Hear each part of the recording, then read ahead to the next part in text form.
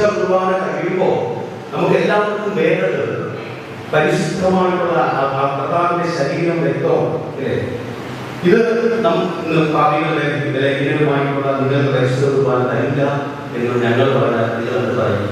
എന്താ പിന്നെ കാണാൻ പറഞ്ഞു അല്ലേ? തന്നേ പറ്റും.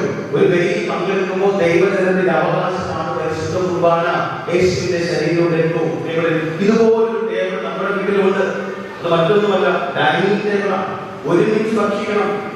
ഒരുമിച്ച് ഭക്ഷിക്കാൻ നമുക്ക് സാധിക്കും. ഭാര്യയും ഭർത്താവ് ഒരുമിച്ച് ഭക്ഷിക്കുന്നത് സ്നേഹബന്ധമുള്ള പ്രിയതോടെ ഇവിടെ നമ്മൾ ഭക്ഷിക്കുന്നത് പോലെ കുടുംബത്തിൽ ഭാര്യയും ഭർത്താവിൽ നിന്ന് ഭക്ഷിക്കാൻ നമുക്ക് സാധിക്കും. മക്കൾ ഭക്ഷിക്കുമ്പോൾ അത് അഥവാ പറഞ്ഞത് ഒന്നോ രണ്ടോ പേർ എവിടെ ഒരുമിച്ച് കൂടിയാലും അവരുടെ മധ്യേ ഞാൻ ഉണ്ടായിരിക്കും.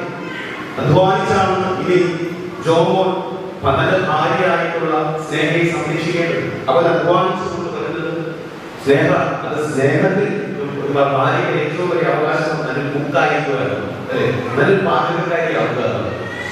അവൾ അത് ഉണ്ടാക്കേണ്ടത് കുറച്ച് മല്ലിപ്പൊടി, മുളക് പൊടി, മസാലപ്പൊടി മറിച്ച് അത് സ്നേഹത്തിൽ ഉണ്ടാക്കണം. ഭർത്താവ് അധ്വാനിച്ചുകൊണ്ട് വരുന്നത് ഭാര്യ സ്നേഹത്തിൽ സാധിച്ച് അത് ഭക്ഷിക്കുമ്പോഴാണ് പ്രിയപ്പെട്ടവരെ അത് ഏറ്റവും വലിയ ബലിയായി മാറുന്നത്. ഇവിടെ ലോകം നടപ്പിക്കുന്ന അതിശ്രേഷ്ഠമായ ബലി പോലെ പവിത്രമായ ഒരു ബലി നമ്മൾ ഓരോരുത്തരും കുടുംബജീവിതത്തിൽ അർപ്പിക്കാൻ നമുക്ക് സാധിക്കും. അതിനെ അപ്പൻ അധ്വാനിക്കണം, അമ്മ സ്നേഹത്തിൽ സാധിക്കണം. അത് പങ്കുവയ്ക്കുമ്പോൾ ഇതുപോലെ യേശു ശരീരം പങ്കുവെച്ചതുപോലെ ഒരു പങ്കുവയ്ക്കൽ കുടുംബജീവിതത്തിൽ നടക്കുകയാണ്. ഒന്ന് ഒരുമിച്ച് സ്തുതിക്കാൻ വേണ്ടി സാധിക്കണം. പള്ളിയിൽ വന്നാലും ഭവനത്തിലായാലും അവരുടെ ഹൃദയത്തിന്റെ രൂപത്തിൽ അതോ പരസ്പരം സ്തുതിക്കാൻ കഴിയണം. രണ്ട്, ഒരുമിച്ച് ഭക്ഷിക്കണം.